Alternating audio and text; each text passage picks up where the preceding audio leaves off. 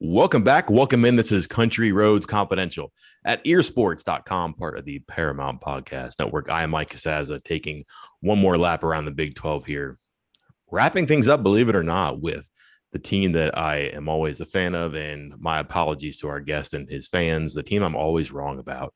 It is the TCU Horned Frogs. We welcome in Jeremy Clark, the publisher of Horned Frog Blitz. It's a running joke here, Jeremy, that every season I have something up my sleeve about TCU. It's a team I always really like, and then they don't have a great season, or it's a team I'm like, nah, and then all of a sudden they win 12 games. The good news is I'm like right in the middle of this year. I don't know what to expect. So that could be good, could be bad. Not up to me, fortunately. My playing days are long since over, but that's why we have you here. A lot has changed, but there is some continuity as well, because it's not like it's a completely foreign regime that's taken over there, but it just does seem strange to see the purple without Gary Patterson there, doesn't it?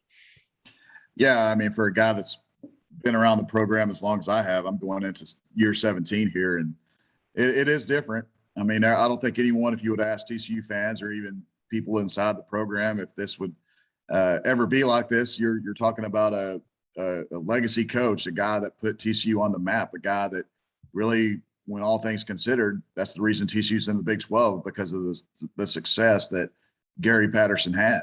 And it is a little bit different.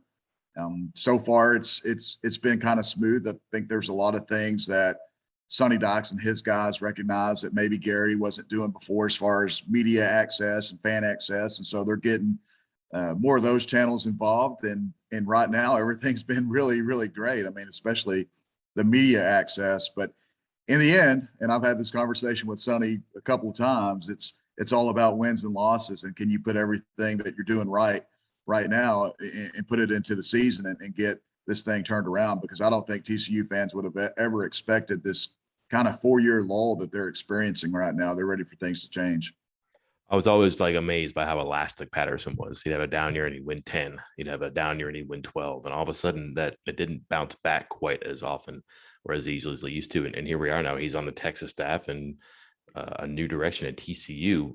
So before we even get started, though, with the new regime, let's go to the end. First season for Dykes. You can fill in a lot of the blanks here as to what he's done and how he's gotten toward the finish line eventually this season. But once the Horned Frogs do arrive there, Jeremy, how do you think this looks? How do you think the transition goes? How do you think their final record vindicates or questions this initial season?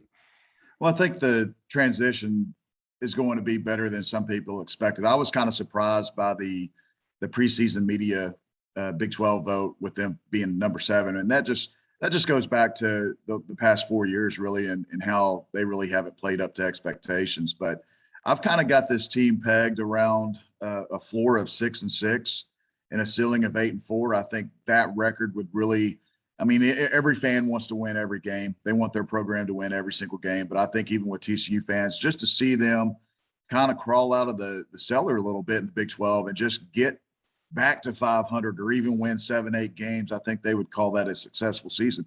If you look at TCU's roster, they've got a lot of production coming back. I think you look at different outlets, they've got the second most production coming back for a team in the Big 12, and only ranking behind Kansas. Now, some people would say, is that a good thing or a bad thing? And I think with TCU, it's a good thing. You've got a lot of offensive weapons coming back. You've got a lot of good defensive players coming back. They've kind of excelled a little bit up front on the offensive line during spring. And it seemed like everyone was transitioning pretty well with learning a completely new offensive scheme. You're going to a 3-3-5 on defense under Joe Gillespie, who was really successful at Tulsa. The main thing to me, Mike, was just how the players seem to be buying in, and not only with just learning a new scheme completely, but you're talking about guys that are just learning how to train different, learning how to eat different. Nutrition's a really important thing for them now under Coach Cos, but it's amazing just to see in the short amount of time the way players talk about it. Even when ex-players come around and watch practices, they kind of make some comments about some things that are just completely different. And I always tell people, if a team seems to be having fun, they're learning better, and sometimes that transitions to wins and losses, and it makes those the wins in the W column go up a little bit. But with the way the schedule sets up for them this year, if you look at their home schedule, they've got Oklahoma at home, they've got Oklahoma State at home, they've got Iowa State at home, they've got Kansas State at home. So really the toughest games for them on the road is West Virginia and going down to Austin to Texas and playing Texas. But they really haven't ever really had a problem winning in Austin. But Morgantown's a different story, as we all know. They've kind of struggled a little bit in Morgantown, but that's going to be a tough test for them. But I think the schedule sets up really, really nice for them, especially at home this year. Just one on the schedule, if you don't mind. The road trip to Colorado, I'm jealous. That's a great one, but not much of a road trip. But what's game 3 going to be like when you guys go to SMU and have to cover a pretty peculiar homecoming? Yeah, I mean, that's going to be a game that a lot of fans are excited to see. Obviously, for SMU, you're facing your old coach, and then you're facing a coach that many SMU fans were stating that Sonny Dykes was telling SMU he wasn't going anywhere. And then the next thing you know, he's going to the crosstown rival.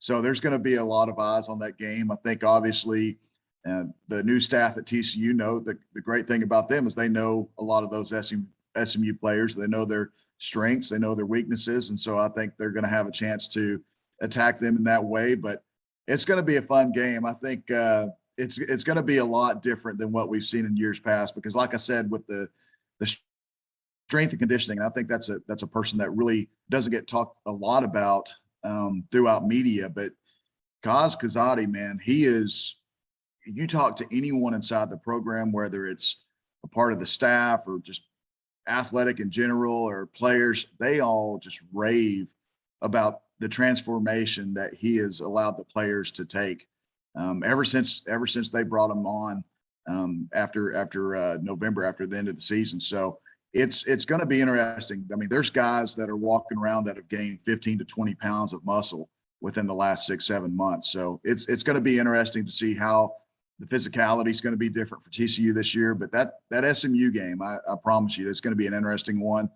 SMU's they're not going to lay down. They've won the last 2 games, and really the scores really weren't indicative of how just bad SMU defeated TCU. I mean, it was just a game where TCU never really had a chance to win the last 2 years. So I think TCU's wanting to change those fortunes and kind of show the crosstown rival that they're going to be back and they're going to be there to stay. Correct me if I'm wrong, but Kaz Kazadi was the sliced bread at Baylor when Baylor was humming a couple years back, correct? Oh, absolutely. I mean, and really, he just doesn't he's not a real big me guy. He's not going to go out there and promote himself. And really, when we go to off-season workouts, he really is not interested in talking to the media. He just wants to put all his focus into getting those players better, whether it's getting them more flexible, getting them more mental stability, getting them added weight, and just eating right, and just making sure that they're doing all the things that they're supposed to do. And I'm just telling you, it's from staff to players, even to recruits. When those guys go in on visits, they are just always really impressed with Kaz and just really listen to what he says. And just by me going up there and just seeing the transformation of the players, I could tell you he's doing a phenomenal job. And it's going to be fun to see a TCU team use that improvement that they've had this offseason and try to start muscling some opponents around.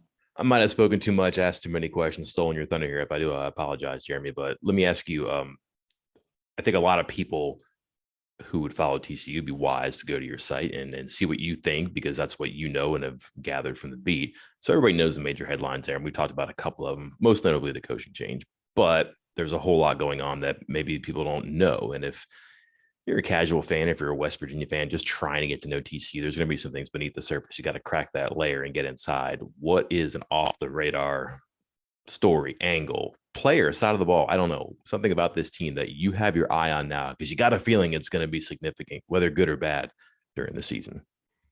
Well, I'll just go back to what I was saying earlier about the Bears they just seem to be enjoying the change. And whether that's with a new philosophy change on offense or defense or head coach, it just sometimes just a change is a breath of fresh air. And I will tell you this, just the way Sonny has engaged the media and fans, there's a lot more excitement heading into this year. And the players have bought in, and I'll use an example of this, and this is going to shock a lot of people. In this day and age of the transfer portal, at the end of spring camp, it's like a floodgate opening. And we all see it from a media perspective where players enter the portal on a daily basis. At TCU, they had a few players enter the portal before spring camp started. At the conclusion of spring camp, they had one player that went through spring ball enter the portal.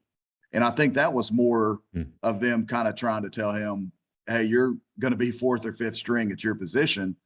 It might be best for you to move on if you want to get more playing time. And so that to me tells me those players are really buying in and listening to what they're saying. The things that we saw as a media that just completely changed were players that might have been down on the depth chart, maybe third or fourth string under the previous regime, are now guys that were making plays all through spring. I mean, the starting nose tackle, Sony Missy, he was third or fourth nose tackle under Gary Patterson. He was the starting nose tackle at the end of spring camp. Joe Gillespie loves the guy. Marcel Brooks, a 5-star that everyone has been waiting to see what he's going to do ever since he transferred from LSU. This was a kid that played as a true freshman at LSU's program during the national championship run. And the last 2 years, he's just kind of been, it's kind of like Bigfoot. We don't know if he exists or not. And he just made play after play in spring ball. And he was a guy that Sonny Dykes and Joe Gillespie just raved about. And that's some of the things that you get when you have a new coaching staff that comes in and they identify the players' weaknesses and strengths. And I think when they just get an opportunity, those players seem to excel. And those two players I just mentioned, those are only the tip of the iceberg. There's a lot of players that are like that I feel are going to be more contributing factors this year that really weren't the last 3 or 4 years at TCU. And I think that's something that every fan base should pay attention to with TCU this year. There's going to be a few names that really weren't big names the last couple of years that people are going to be talking about this year. Yeah, great transition here, because for a while, recruiting was not the problem for TCU. The quarterback play wasn't great, but they were getting guys. Defense, obviously, talent, skill position on offense always had it. Productivity potential being realized, not always there. I think they had a great boost from some of the Boykin years and also the transition to the Big 12, and then their success, and then it kind of plateaued a little bit. I was going to ask you a little bit about Dykes and how he keeps us going or gets us going again, but maybe just more broadly, the Big 12 itself is in such flux right now, and West Virginia, like TCU, I think to some extent is still trying to get its footing, and it's just changing so much now with the two big brands leaving. You figure that's better for everybody, but also a team that's trying to find its footing. But you're also bringing in a team from Texas that's up and coming, that may be a threat. I'm using air quotes here in my office, but like a threat to what TCU is trying to do. I think Cincinnati is maybe a similar, again, threat to West Virginia. It's not 2 steps forward, 3 steps back, or 1 step forward, 2 steps back, but it just seems like progress is hard for different reasons here. What do you think the future is of TCU in this conference? And does the change make things easier, or does it not really do anything? It's still going to be a process to get where they want to go. I'm afraid to answer because we could be talking about new teams by the end of tomorrow. Good point. Good point. No, but I think we've talked to Sonny several times, and he's gone on record with this, and just TCU in general. I think when we all heard the news of Texas and Oklahoma leaving, there was a lot of coaches just quietly and some of them vocally that were talking about TCU and just where it's at in the DFW Metroplex. You've got a big time recruiting hotbed right in your backyard. You've got a great location. You've got a university that really, really backs their program. They've poured a ton of money into their facilities, and they're going to continue to do that. The thing that I've talked with several coaches about, and as I mentioned, Sonny Dykes even went on record in this, they feel like TCU can be on top of the Big 12 mountain. That's how good they feel about this. And that's one of the primary reasons why Sonny Dykes took the job. Even when he was at SMU, he always felt that TCU was one of the top jobs in college football for the reasons that I gave you already. But I feel the direction that they're leading right now, I really feel with Texas and Oklahoma leaving, and even with the new additions of Cincinnati. They used to play Cincinnati in Conference USA. They've played Houston before. They've played UCF, and they've played these programs. So there's a little bit of familiarity with those guys. But I feel really with the way Sonny Dykes and his staff attacks the transfer portal, there's always going to be pretty legitimate and good college players that are going to want to transfer to TCU. They have, I believe, the number 13 transfer class right now. They did a really good job of getting those players back to TCU. They've done a good job recruiting. I believe the class is just fluctuating so much right now for 2023 with everyone getting commitments. But I think they're in the top 30 range right now. I still feel like they can potentially finish in the top 20. So you're going to continue to get good transfers. You're going to continue to get pretty decent recruiting classes. They've done a great job of really, no offense to Gary Patterson, but he always talked about building the fence around DFW and keeping those guys at home, but it was really never successful. And I think in the short amount of time, Sonny Dykes and his staff has done a pretty good job of keeping the local talent home. I think out of their 15 commitments, 8 of them are from DFW area. So that's a pretty impressive number. But if they continue to keep recruiting the way they are, that, like I said, the university's going to back the program, great location. I really feel that TCU could be every year like Oklahoma is, a really a Big 12 contender every year. And at worst, maybe finish in the top 3 or 4 when they have those down years. But I think that I really feel confident about saying that because I just see there's so much potential with where TCU's program's going under Dykes. Yeah, I noticed the concentration of the commitments from the DFW area, and it does seem like that he's plugged into that mentality. So that can't hurt. That's a great backyard to play in there. So good, and that will maybe in the future fill this question, which is about talent on the roster. You've rattled off a couple names now. You did a good job. You didn't give me all the names here, so you can answer this question without having to repeat yourself. It's very wise of you. But Jeremy, who are some of the star players we look at here, offense, defense, that do fulfill what he wants to do on offense and what this new defense is going to look like? Well, really think with the change of offense, the happiest guys around campus were the receivers because the receiver numbers are going to go up. And I bet you'd be hard pressed to find an argument with the name I'm going to drop now, Quentin Johnston. I truly feel, I know there's been a lot of talk with Xavier Worthy down at Texas being the best receiver in the Big 12, but I honestly feel that Quentin Johnston is the best receiver in the Big 12. And I think this new offense is really going to help him just show how talented he is. He's going to be able to go out there, probably get about 10 to 15 targets a game. He's playing X position. If you go back and look at Sonny Dykes' offense, that X receiver position is their playmaker. That's the guy they want to get the ball into their hands the most often. And Quentin's a 6'3", 6'4", as I mentioned earlier, causes help these guys gain a lot of weight. And Quentin's gone from 201 to 215. He's still got a 38, 39-inch vertical. He's one of the faster players on TCU's roster. So he's a player that I really feel is going to shine in this offense. And each week we're going to see Quentin Johnston having 6-7 catches, 100+ yards. If you go back and watch that Oklahoma game from last year, that really, really showed off his potential. Not only his ability to get behind the defense, but just to go up and get the ball with his leaping ability and his physicality. That's the guy that they're going to try to get the ball in his hands. And they return a lot of receiving weapons. Tay Barber seems like he's been there for 7 years. Darius Davis, he's another great receiver that's had his moments as a slot receiver and really, really good in the return game. And one name I'll mention, and I took some flack for mentioning this guy early in spring camp, but I was watching the first 1 or 2 practices and I thought, this kid keeps getting open. He's catching everything and he's going to be a weapon.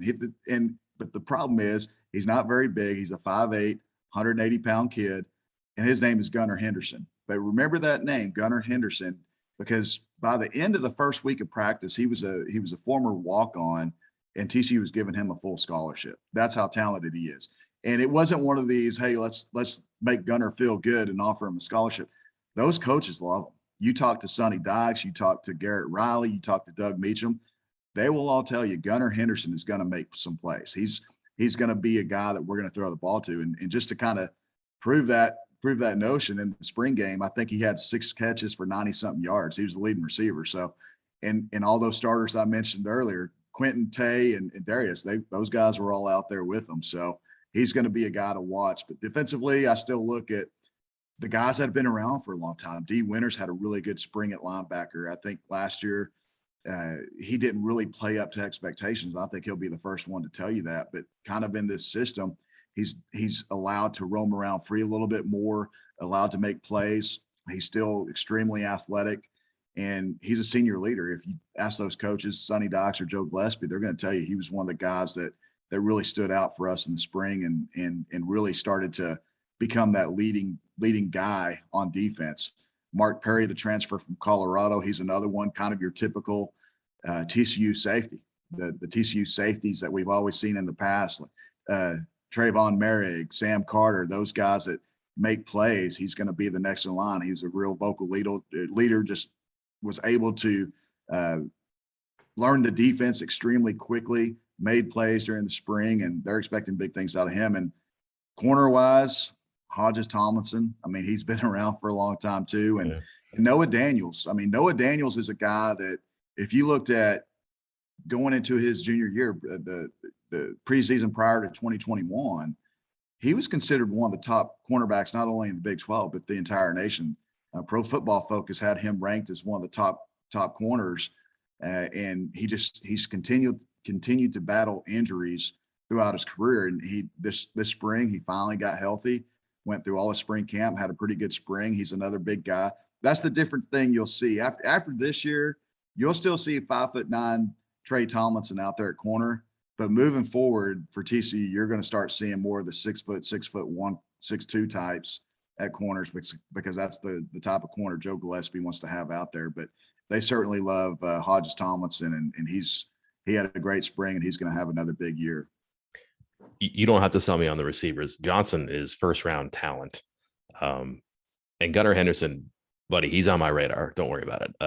How often do you see guys go from Incarnate Word, I believe, and he was a student at A&M and wasn't even playing football, and now he's on scholarship at TCU. This is a great story if it happens, and that leads me to this: the ball is going to be in the air, I think, because of the offense, and then because one of the quarterbacks is probably maybe better versed at what the offense is going to do. But I might be wrong here because it's not just Chandler Morris and Max. All right, help me out here. Duggan or Dugan? Duggan. Okay, but they've recruited that position interestingly, as I mentioned through the years, but Sam Jackson was like a top 20 quarterback. And then this year they brought in Josh Hoover too, who's another 4-star guy, top 30, 35 quarterback. What does that mean? I don't know. Maybe too soon for one or either of them, but there are options there. And I never know what a first-year coach is going to do. Is he going to play for now with a veteran? Is he going to play for the offense system he wants? Is he going to wrap the offense around the quarterback? I don't know. How do you think this goes with the two veterans and maybe even some of the younger people that I mentioned? You're just asking about the quarterback play? Yeah, quarterback. Yeah. So that's going to be an interesting thing, Mike, because if you were just a bystander or media fan, whatever, at spring camp, there's no way you could have been able to tell who was their guy in their mind, because if there was an equal amount of reps between Chandler Morris and Max Duggan, I mean, it was in spring camp. I mean, one series you'd see Max go out with first team, the next series would be Chandler, and then vice versa. I mean, it was basically split right down the middle, even in the spring game. And this was what's new about, kind of the new age of Sonny Dykes. In the spring games in the past for TCU, it was just, hey, let's line up our offense and they'll go against our defense, and it shouldn't even be called a game. It should be a spring scrimmage. Well, Sonny made it a purple-white game. They had drafts and everything. So you had Chandler going against Max in the spring game. So it was kind of unique in that sense that you got to see each of them compete against one another. And they were pretty much right down the middle. They completed some passes, missed on some things, and you really couldn't tell after the spring game who the guy was either. But you're right. They do have a pretty talented group, and Chandler, it's as amazing as this sounds, somehow or another, he is still considered a redshirt freshman. Don't ask me how. I know he had a COVID year, and last year he only played in 4 games, so he was able to use a redshirt again. So if you look at the roster, and you're probably listening to me thinking I'm crazy, I believe he's listed as a redshirt freshman somehow. So he's still a really young guy, but he's been around college football for 3 years now. And Max, the thing with Max is he's been under a different quarterback coach each 3 of his years in college football. I feel like he's an extremely talented guy. There's times where TCU fans are thinking, man, he is the greatest quarterback we've had. We can't wait till he brings home the Heisman Trophy. And then there's other times where they say, why in the world is he even on the field? He's been a little bit inconsistent. I would say the consistency was better in the spring. Still made some of the same mistakes, but there were less of them, if that makes sense. But overall, between Chandler and Max, it's a 1-2 battle. And I couldn't tell you who is leading. I mean, just being completely honest. I do know what they want to do in fall camp is do the same scenario, give them the same amount of reps. And about 2 weeks before that game against Colorado, they're going to separate them. They're going to name a starter. They're not going to let that battle go down. Years past, we didn't know who TCU was going to start at quarterback, maybe until a day before the game. And sometimes we didn't know. We didn't even know who it was going to be, maybe until the day of. That was just Gary Patterson playing chess. He didn't want people to know. And Sonny's just like, that's completely different with Dykes. Is he doesn't care. You want to come to practice? Come on. We'll let you come out there and watch whatever you want. It's completely different. But Sam Jackson, you're right. He is a extremely athletic quarterback. He's one of those quarterbacks that was probably the old offense they have, because in this offense, and Sonny has said it a ton of times, you don't have to have the strongest arm. You don't have to be the fastest. You don't have to be the biggest or the strongest. We just need you to make plays. We just need you to be consistent. And that's one knock on Sam. Now, Sam is the quickest quarterback they have. He is extremely athletic. He kind of reminds me in a sense of Boykin, just his athleticism.